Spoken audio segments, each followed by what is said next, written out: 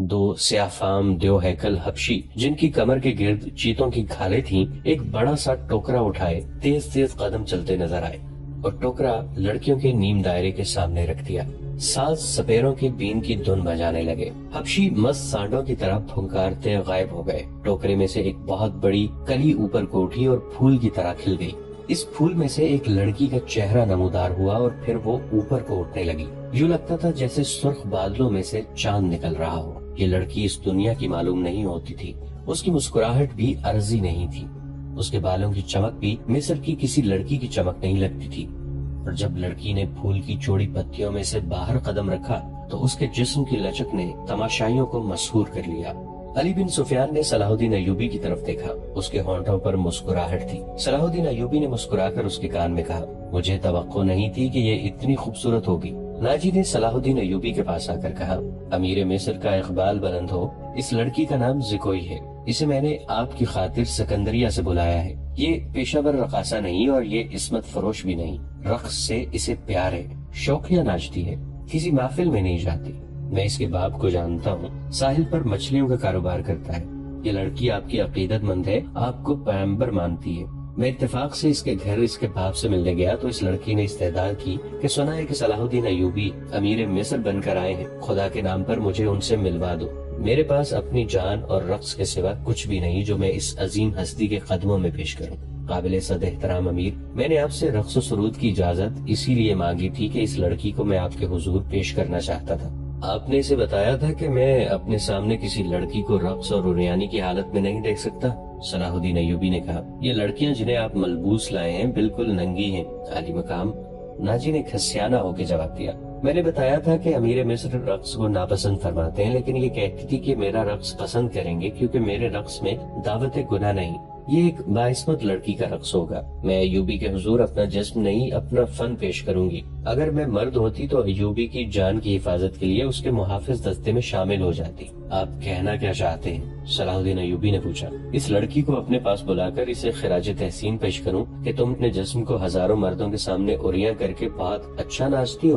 اسے اس پر شاباش کہوں کہ اس نے مردوں کے جنسی جذبات بھڑکانے میں خوب مہارت حاصل کی ہے؟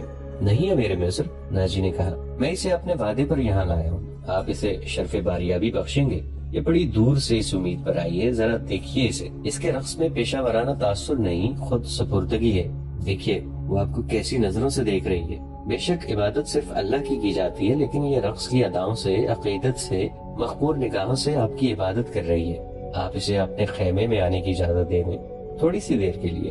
اسے مستقبل کی وہ ماں سمجھیں جس کی کوکھ سے اسلام کی پاسبانی کے لیے جانباز جنم لیں گے۔ یہ اپنے بچوں کو بڑے فخر سے بتایا کرے گی کہ میں نے صلاح الدین ایوبی سے تنہائی میں باتیں کرنے کا شرف حاصل کیا تھا۔ ناجی نے نہایت پر اثر الفاظ اور جذباتی لب و لہجے میں صلاح الدین ایوبی سے منوا لیا کہ یہ لڑکی جسے اس نے ایک بردہ فروش سے خریدا تھا، شریف باپ کی باعصمت بیٹی ہے۔ اس نے صلاح الدین ایوبی سے کہلوا لیا کہ اچھا اسے میرے خیمے میں بھیج دینا۔ زکوئی نہایت آہستہ آہستہ جسم کو بل دیتی اور بار بار صلاح الدین ایوبی کی طرف دیکھ کر مسکراتی تھی۔ باقی لڑکیاں اس کے گرد تتلیوں کی طرح جیسے اڑ رہی ہوں۔ یہ اچھل کود والا رقص نہیں تھا۔ مشعلوں کی روشنی میں کبھی تو یوں لگتا جیسے ہلکے نیلے شفاف پانی میں جل پریاں تیر رہی ہوں۔ چاندنی کا اپنا ایک تاثر تھا۔ صلاح الدین ایوبی کے متعلق کوئی نہیں بتا سکتا تھا کہ وہ گمسم بیٹھا کیا سوچ رہا تھا۔ ناجی کے سپاہی جو شراب پی کر ہنگامہ برپا کر رہے تھے وہ بھی جیسے مر گئے تھے۔ زمین اور آسمان پر وجد طاری تھا۔ ناجی اپنی کامیابی پر بے حد مسرور تھا اور رات گزرتی جا رہی تھی۔ نصف شب کے بعد صلاح الدین ایوبی اس خوشنما خیمے میں داخل ہوا جو ناجی نے اس کے لیے نصب کرایا تھا۔ اندر انہوں نے قالین بچھا دیے تھے۔ پلنگ پر چیتے کی کھال کی مانند پلنگ پوش تھا۔ فانوس جو رکھوایا تھا اس کی ہلکی نیلی روشنی صحرا کی شفاف چاندنی کی مانند تھی اور اندر کی فضا عطربیز تھی۔ خیمے کے اندر ریشمی پردے آویزاں تھے۔ ناجی صلاح الدین ایوبی کے ساتھ خیمے میں گیا اور پوچھا، اسے ذرا سی دیر کے لیے بھیج دوں؟ میں وعدہ خلافی سے بہت ڈرتا ہوں، بھیج دو، صلاح الدین ایوبی نے کہا، اور ناجی ہرن کی طرح چوکڑیاں بھرتا خیمے سے نکل گیا۔ تھوڑا ہی وقت گزرا ہوگا کہ صلاح الدین ایوبی کے محافظوں نے ایک رقاصہ کو ان کے خیمے کی طرف آتے دیکھا۔ خیمے کے ہر طرف مشعلیں روشن تھیں۔ روشنی کا یہ انتظام علی بن سفیان نے کرایا تھا تاکہ رات کے وقت محافظ گرد و پیش کو اچھی طرح دیکھ سکیں۔ رقاصہ قریب آئی تو انہوں نے اسے پہچان لیا. انہوں نے اسے رقص میں دیکھا تھا. یہ وہی لڑکی تھی جو ٹوکرے میں سے نکلی تھی. وہ زیکوئی تھی. وہ رقص کے اس لباس میں تھی جو توبہ شکن تھا. اس میں وہ اریاں تھی. محافظوں کے کمانڈر نے اسے روک لیا. زیکوئی نے اسے بتایا کہ اسے امیر مصر صلاح الدین ایوبی نے بلایا ہے. کمانڈر نے اسے بتایا کہ یہ ان امیروں میں سے نہیں جو تم جیسی فاحشہ لڑکیوں کے ساتھ راتیں گزارتے ہیں. آپ ان سے پوچھ لیں. زیکوئی نے کہا, میں بن بلائے آنے کی جرت نہیں کر سکتی. ان کا بلاوا تمہیں کس طرح ملا تھا؟ کمانڈر نے پوچھا. سالار ناجی نے کہا ہے کہ تمہیں امیر مصر بلاتے ہیں. زیکوئی نے کہا, آپ کہتے ہیں تو میں واپس چلی جاتی ہوں. امیر نے جواب طلبی کی تو خود بھگت لینا. کمانڈر تسلیم نہیں کر سکتا تھا کہ صلاح الدین ایوبی نے اپنی خوابگاہ میں ایک رقاصہ کو بلوایا ہے. وہ ایوبی کے کردار سے واقف تھا. اس کے اس حکم سے بھی واقف تھا کہ ناچنے گانے والیوں سے تعلق رکھنے والے کو 100 درے لگائے جائیں گے. کمانڈر شش و پنج میں پڑ گیا. سوچ سوچ کر اس نے جرت کی اور صلاح الدین ایوبی کے خیمے میں چلا گیا. ایوبی اندر ٹہل رہے تھے. کمانڈر نے ڈرتے ڈرتے کہا کہ باہر ایک رقاصہ کھڑی ہے, کہتی ہے کہ حضور نے اسے بلوایا ہے. صلاح الدین ایوبی نے کہا, اسے اندر بھیج دو. کمانڈر باہر نکلا اور زیکوئی کو اندر بھیج دیا. محافظوں کی توقع تھی کہ ان کا امیر اور سالار اعظم اس لڑکی کو باہر نکال دے گا. وہ سب اس کی گرجدار آواز سننے کے لیے تیار ہو گئے, مگر انہیں ایسی کوئی آواز نہ سنائی تھی. رات گزرتی جا رہی تھی. اندر سے دھیمی دھیمی باتوں کی آوازیں سنائی دینے لگی. محافظ دستے کا کمانڈر بے قراری کے عالم میں ادھر ادھر ٹہلنے لگا. ایک محافظ نے اسے کہا, کیا یہ حکم صرف ہمارے لیے ہے کہ کسی فاحشہ کے ساتھ تعلق رکھنا جرم ہے؟ ہاں, اس نے جواب دیا. حکم صرف ماتحتوں کے لیے اور قانون صرف رعایا کے لیے ہوتے ہیں. امیر مصر کو درے نہیں لگائے جا سکتے. بادشاہوں کا کوئی کردار نہیں ہوتا. کمانڈر نے جل کر کہا, صلاح الدین ایوبی شراب بھی پیتا ہوگا. ہم پر جھوٹی پارسائی کا روب جماتا ہے. ان کی نگاہوں میں صلاح الدین ایوبی کا جو بت تھا وہ ٹوٹ پھوٹ گیا. اس بت میں سے ایک عربی شہزادہ نکلا جو عیاش اور بدکار تھا اور پارسائی کے پردے میں گناہ کا مرتکب ہو رہا تھا. دوسری طرف ناجی بہت خوش تھا. صلاح الدین ایوبی کی خوشنودی کے لیے اس نے شراب سونگھی بھی نہیں تھی. وہ اپنے خیمے میں بیٹھا مسرت سے جھوم رہا تھا. اس کے سامنے اس کا نائب سالار ادرش بیٹھا تھا. اس نے ناجی سے کہا, اسے گئے بہت وقت گزر گیا ہے. معلوم ہوتا ہے ہمارا تیر صلاح الدین ایوبی کے دل میں اتر گیا ہے. میرا تیر خطا کب گیا تھا؟ ناجی نے قہقہ لگا کر کہا, اگر یہ تیر خطا جاتا تو فوراً یہیں لوٹ کے ہمارے پاس آ جاتا. تم ٹھیک کہتے تھے, ادرش نے کہا. زیکوئی انسان کے روپ میں طلسم ہے. معلوم ہوتا ہے یہ لڑکی حشیشین کے ساتھ رہی ہے, ورنہ صلاح الدین ایوبی جیسا بت کبھی نہ توڑ سکتی. میں نے اسے جو سبق دیے تھے وہ حشیشین کے کبھی وہم و گمان میں بھی نہیں آئے ہوں گے. ناجی نے کہا. اب صلاح الدین ایوبی کے حلق سے شراب اتارنی رہ گئی ہے. ناجی کو باہر قدموں کی آہٹ سنائی دی. وہ توڑ کر باہر گیا. وہ زیکوئی نہیں تھی, کوئی سپاہی جا رہا تھا. ناجی نے دور سے صلاح الدین ایوبی کے خیمے کی طرف دیکھا. پردے گرے ہوئے تھے اور باہر محافظ کھڑے تھے. اس نے اندر جا کر ادرش سے کہا, اب میں یقین سے کہہ سکتا ہوں کہ میری زیکوئی نے بت توڑ ڈالا ہے. رات کا آخری پہر تھا جب زیکوئی صلاح الدین ایوبی کے خیمے سے نکلی. ناجی کے خیمے میں جانے کی بجائے وہ دوسری طرف چلی گئی. راستے میں ایک آدمی کھڑا تھا جس کا جسم سر سے پاؤں تک ایک ہی لبادے میں ڈھکا ہوا تھا. اس نے دھیمی سی آواز میں زیکوئی کو پکارا. وہ اس آدمی کے پاس چلی گئی. وہ آدمی اسے ایک خیمے میں لے گیا. بہت دیر بعد وہ اس خیمے سے نکلی اور ناجی کے خیمے کا رخ کر لیا. ناجی اس وقت تک جاگ رہا تھا اور کئی بار باہر نکل کر صلاح الدین ایوبی کے خیمے کو دیکھ چکا تھا کہ زیکوئی نے صلاح الدین ایوبی کو پھانس لیا ہے اور اسے آسمان کی بلندیوں سے گھسیٹ کر ناجی کی ذہنیت کی پستیوں میں لے آئی ہے. ادرش, اس نے کہا, رات تو گزر گئی ہے, وہ ابھی تک آئی نہیں. وہ اب آئے گی بھی نہیں, ادرش نے کہا. امیر مصر اسے اپنے ساتھ لے جائے گا. ایسے ہیرے کوئی شہزادہ واپس نہیں کیا کرتا. تم نے اس پر بھی غور کیا ہے؟ نہیں, ناجی نے کہا. میں نے اپنی چال کا یہ پہلو تو سوچا ہی نہیں تھا. کیا یہ نہیں ہو سکتا کہ امیر مصر زیکوئی کے ساتھ باقاعدہ شادی کر لے؟ ادرش نے کہا. اس صورت میں یہ خطرہ ہے کہ لڑکی ہمارے کام کی نہیں رہے گی. وہ ہے تو ہوشیار, ناجی نے کہا. مگر رقاصہ کا کیا بھروسہ؟ وہ رقاصہ کی بیٹی ہے اور تجربہ کار پیشہ ور ہے, دھوکہ دے سکتی ہے. وہ گہری سوچ میں کھویا ہوا تھا کہ زیکوئی اس کے خیمے میں داخل ہوئی. اس نے ہنس کر کہا, اپنے امیر کے جسم کا وزن کرو اور لاؤ اتنا سونا. آپ نے میرا یہی انعام مقرر کیا تھا نا؟ پہلے بتاؤ ہوا کیا ہے؟ ناجی نے بےتابی سے پوچھا. جو آپ چاہتے تھے, زیکوئی نے جواب دیا. آپ کو یہ کس نے بتایا ہے کہ صلاح الدین ایوبی پتھر ہے, فولاد ہے اور وہ مسلمانوں کے اللہ کا سایہ ہے؟ اس نے زمین پر پاؤں کا ٹھڈا مار کر کہا. وہ اس ریت سے زیادہ بے بس ہے جسے ہوا کے ہلکے ہلکے جھونکے اڑاتے پھرتے ہیں۔ تمہارے حسن کے جادو اور زبان کے طلسم نے اسے ریت بنایا ہے، ادرش نے کہا، ورنہ یہ کمبخت چٹان تھا۔ ہاں چٹان تھا، زکوئی نے کہا، اب ریتلا ٹیلا بھی نہیں۔ میرے متعلق کوئی بات ہوئی تھی؟ ناجی نے پوچھا۔ ہاں، زکوئی نے جواب دیا، پوچھتا تھا کہ ناجی کیسا آدمی ہے۔ میں نے جواب دیا کہ مصر میں اگر آپ کسی پر اعتماد کرنا چاہیں تو وہ صرف ناجی ہی ہے۔ اس نے پوچھا کہ تم اسے کس طرح جانتی ہو؟ میں نے کہا کہ وہ میرے باپ کے گہرے دوست ہیں، ہمارے گھر گئے تھے اور میرے باپ سے کہتے تھے کہ میں صلاح الدین ایوبی کا غلام ہوں، مجھے سمندر میں کودنے کا حکم دیں گے تو کود جاؤں گا۔ پھر اس نے مجھ سے پوچھا کہ باعثمت لڑکی ہو؟ میں نے کہا آپ کی لونڈی ہوں، آپ کا ہر حکم سر آنکھوں پر۔ کہنے لگا کچھ دیر میرے پاس بیٹھو۔ میں اس کے پاس بیٹھ گئی، پھر وہ اگر پتھر تھا تو موم ہو گیا اور میں نے موم کو اپنے سانچے میں ڈال لیا۔ اس سے رخصت ہونے لگی تو اس نے مجھ سے معافی مانگی، کہنے لگا میں نے زندگی میں پہلا گناہ کیا ہے۔ میں نے کہا یہ گناہ نہیں، آپ نے میرے ساتھ دھوکہ نہیں کیا، زبردستی نہیں کی، مجھے بادشاہوں کی طرح حکم دے کر نہیں بلایا، میں خود آئی تھی، پھر بھی آؤں گی۔ لڑکی نے ہر ایک بات اس طرح کھل کر سنائی جس طرح اس کا جسم بھریا تھا۔ ناجی نے جوش مسرت سے اسے اپنے بازوں میں لے لیا۔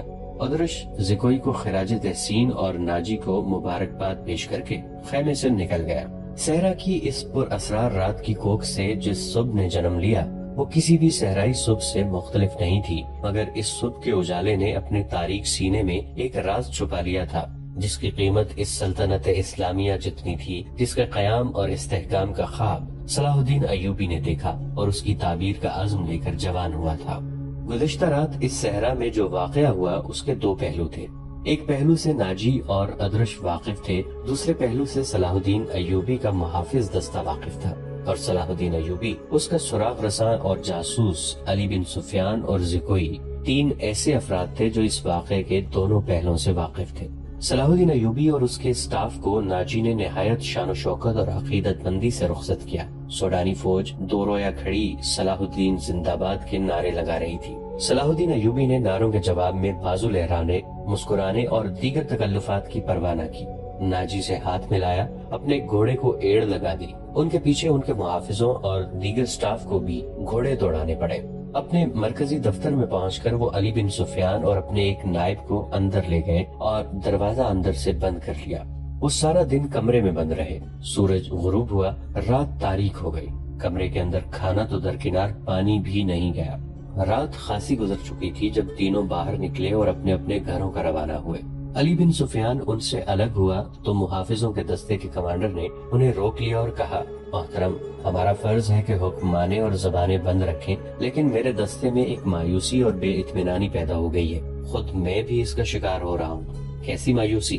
محافظ کہتے ہیں کہ ایک فوج کو شراب پینے کی اجازت ہے تو ہمیں اس سے کیوں منع کیا گیا ہے؟ کمانڈر نے کہا، اگر آپ میری شکایت کو گستاخی سمجھیں تو سزا دے دیں، لیکن میری شکایت سن لیں۔ ہم اپنے امیر کو خدا کا برگزیدہ انسان سمجھتے تھے اور اس پر دل و جان سے فدا تھے، مگر رات اس کے خیمے میں ایک رقاصہ گئی تھی۔ علی بن سفیان نے اس کی بات پوری کرتے ہوئے کہا، تم نے کوئی گستاخی نہیں کی، گناہ امیر کرے یا غلام، سزا میں تو کوئی فرق نہیں، گناہ بہرحال گناہ ہے۔ میں تمہیں یقین دلاتا ہوں کہ رقاصہ اور امیر مصر کی خفیہ ملاقات کے ساتھ گناہ کا کوئی تعلق نہیں تھا۔ یہ کیا تھا ابھی نہیں بتاؤں گا، آہستہ آہستہ وقت گزرنے کے ساتھ ساتھ تم کو سب معلوم ہو جائے گا کہ رات کیا ہوا تھا۔ اس نے کمانڈر کے کندھے پر ہاتھ رکھ کر کہا، میری بات غور سے سنو عامر بن صالح، تم پرانے عسکری ہو، اچھی طرح جانتے ہو کہ فوج اور فوج کے سربراہوں کے کچھ راز ہوتے ہیں جن کی حفاظت ہم سب کا فرض ہے۔ رقاصہ کا امیر مصر کے خیمے میں جانا بھی ایک راز ہے۔ اپنے جانبازوں کو کسی شک میں نہ پڑنے دو اور کسی سے ذکر تک نہ ہو کہ رات کو کیا ہوا تھا۔ علی بن سفیان کی قابلیت اور کارناموں سے یہ کمانڈر آگاہ تھا، مطمئن ہو گیا اور اس نے اپنے دستے کے شکوک رفع کر دیے۔ اگلے روز صلاح الدین ایوبی دوپہر کا کھانا کھا رہے تھے کہ انہیں اطلاع دی گئی کہ ناجی ملنے آیا ہے۔ صلاح الدین ایوبی کھانے سے فارغ ہو کر ناجی سے ملے۔ ناجی کا چہرہ بتا رہا تھا کہ گھبرایا ہوا ہے اور غصے میں بھی ہے۔ اس نے ہکلانے کے لہجے میں کہا، قابل صدر احترام امیر، کیا یہ حکم آپ نے جاری کیا ہے کہ سوڈانی محافظ فوج کی 50,000 نفری مصر کی اس فوج میں مدغم کر دی جائے جو حال ہی میں تیار ہوئی ہے؟ ہاں ناجی، صلاح الدین ایوبی نے تحمل سے جواب دیا، میں نے کل سارا دن اور رات کا کچھ حصہ صرف کر کے اور بڑی گہری سوچ بچار کے بعد یہ فیصلہ تحریر کیا ہے کہ جس فوج کے تم سالار ہو اسے مصر کی فوج میں اس طرح مدغم کر دیا جائے کہ ہر دستے میں سوڈانیوں کی نفری صرف 10% ہو، اور تمہیں یہ حکم بھی مل چکا ہوگا کہ تم اب اس فوج کے سالار نہیں ہوگے، تم فوج کے مرکزی دفتر میں آ جاؤ گے۔ علی مقام ناجی نے کہا، مجھے کس جرم کی سزا دی جا رہی ہے؟ اگر تمہیں یہ فیصلہ پسند نہیں تو فوج سے الگ ہو جاؤ۔ صلاح الدین ایوبی نے کہا، معلوم ہوتا ہے میرے خلاف سازش کی گئی ہے۔ ناجی نے کہا، آپ کے بلند دماغ اور گہری نظر کو چھان بین کر لینی چاہیے، مرکز میں میرے بہت سے دشمن ہیں میرے دوست۔